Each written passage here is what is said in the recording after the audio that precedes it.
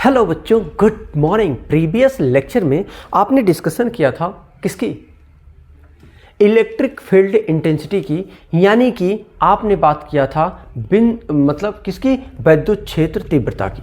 वैद्युत क्षेत्र तीव्रता के कॉन्सेप्ट को अगर आपने समझ लिया है तो आपको ये कॉन्सेप्ट बहुत अच्छे से समझ में आएगा।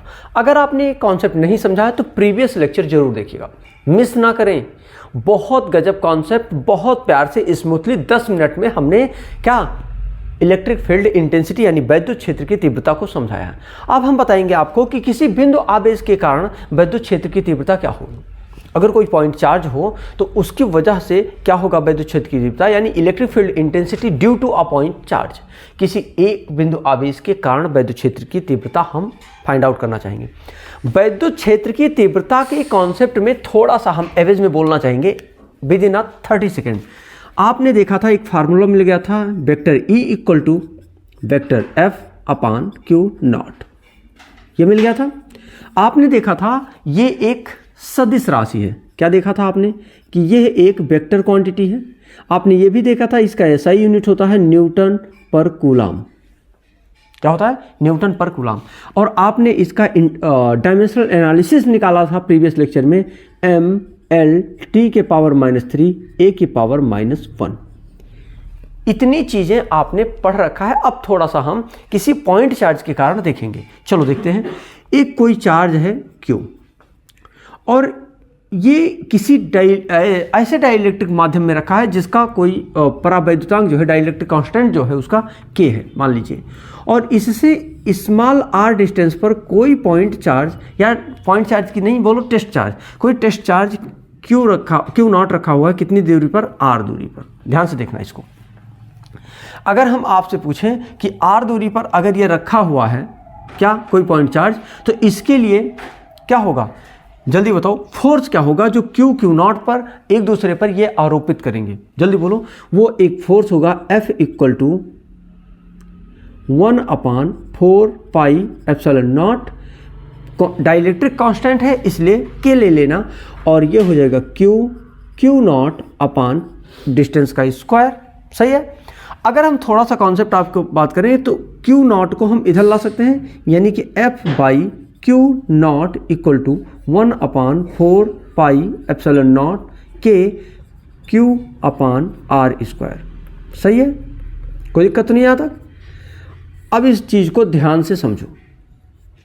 मतलब ये क्या मिल गया है? ये एक क्या मिल गया, और फोर्स अपान क्या? जल्दी बोलो। चार्ज क्या होता है? फोर्स अपान चार्ज क्या होता है? जल्दी बोलो। Dielectric constant. यानी इसी को आप लिख सकते हैं इस फॉर्मेट में भी कि vector E equal to 1/4 pi epsilon naught K Q upon R square. थोड़ा सा और बोलूंगा मैं।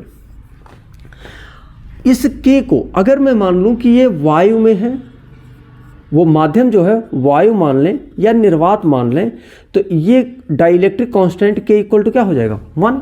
यानी कि तब हम लिख पाएंगे आप E equal to 1/4 pi epsilon naught क्या हो जाएगा? Q upon R square. ध्यान से देखना इसको।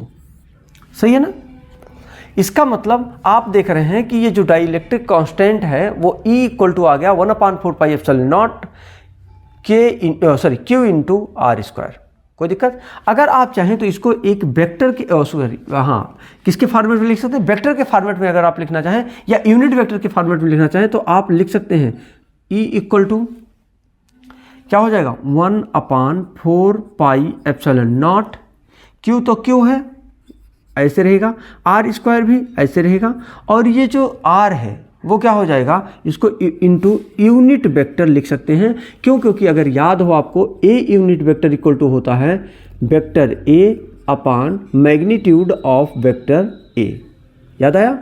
क्लास 11th में आपने पढ़ा था, जब आपने वेक्टर पढ़ा था। याद आ रहा है? जब आपने वेक्टर चैप्टर पढ़ा था उसमें आपने इसको पढ़ा था। यानी इसको आप चाहें तो ऐसा भी लिख सकते हैं, अगर ना चाहें तो आप ऐसे ही लिख करके छोड़ दीजिए। यह भी एक क्या है? फार्मूला मिल जाएगा। क्या? इलेक्ट्रिक फील्ड इंटेंसिटी किसकी वजह से? किसी पॉइंट चार्ज की वजह से। ये किसी पॉइंट चार्ज की वजह से इलेक्ट्रिक फील्ड की इंटेंसिटी क्या निकलेगा? ये निकल के आता है। किसी पॉइंट चार्ज पर इलेक्ट्रिक के कारण उत्पन्न इलेक्ट्रिक फील्ड इंटेंसिटी क्या होती है, इतनी होती है। फार्मूला याद करो तुरंत, vector equal to 1/4 pi epsilon naught Q upon R square. और अगर आप यूनिट वेक्टर के फॉर्मेट में लिखना चाहते हैं तो इंटू डॉट या इंटू R यूनिट वेक्टर या R कैप लिख सकते हैं। क्लियरिटी आ गई। अब थोड़ा सा अगर आपने इतना देख लिया है तो आपको थोड़ा सा मैं और भी बता दूं कि ये जो बिंदु आवेश होता है ये किसी सिस्टम के लिए भी काम कर सकता है। क्या कर सकता है, किसी सिस्टम के लिए भी काम कर सकता है। जैसे आपने प्रिंसिपल ऑफ सुपरपोजिशन यानी अध्यारोपण का सिद्धांत पढ़ा था, याद आया? आपने अध्यारोपण का सिद्धांत पढ़ा था। अध्यारोपण का सिद्धांत किसके लिए? आपने पढ़ा था बल के लिए। जब आपने कूलाम का नाम देखा था तो वहां देखा था कि आपने अध्यारोपण का सिद्धांत पर यह कार्य करता है। जब वो अध्यारोपण के सिद्धांत पर कार्य करता है तो ये भी जान लीजिए कि अध्यारोपण के सिद्धांत पर ही वैद्युत क्षेत्र की तीव्रता भी कार्य करता है। यानी वेक्टर E इक्वल टू आप लिख सकते हैं E1 plus E2 plus E3 plus up to dot dot plus up to dot dot.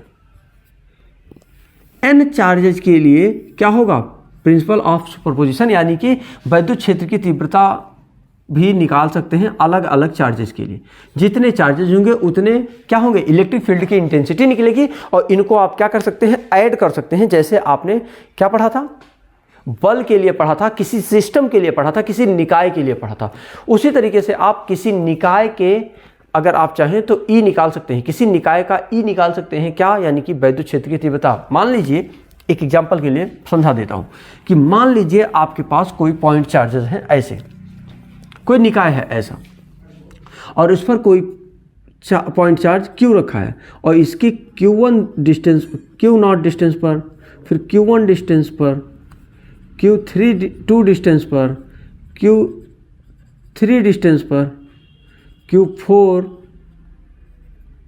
Q5, ऐसा करके आप बहुत सारे पॉइंट चार्ज रखे हों तो इसके इलेक्ट्रिक फील्ड की इंटेंसिटी, यानी इस पूरे निकाय में जितने भी चार्जेस हैं, मान लीजिए इतने छोटे छोटे चार्जेस हैं, n चार्जेस हैं, तो इनके लिए आप क्या निकाल सकते हैं, इलेक्ट्रिक फील्ड की इंटेंसिटी। और क्या होगी वो, E equal to vector E equal to क्या होगा, vector E1 plus E2 plus vector E3 plus vector E4 up dot dot En। इतने क्या होंगे, इलेक्ट्रिक फील्ड इंटेंसिटी होगी। क्या होंगे, इतने इलेक्ट्रिक फील्ड इंटेंसिटी होंगे। समझ में आ रहा है? तो बच्चों मिलते हैं आपसे नेक्स्ट लेक्चर में। ध्यान रहे नेक्स्ट लेक्चर जो होगा वो न्यूमेरिकल बेस्ड होगा, किस पर, इलेक्ट्रिक फील्ड इंटेंसिटी और वैद्युत बल से रिलेटेड होगा। तो मिस ना करें, अगला सेशन जरूर देखिएगा। Wish you all the best. Thank you so much बच्चों।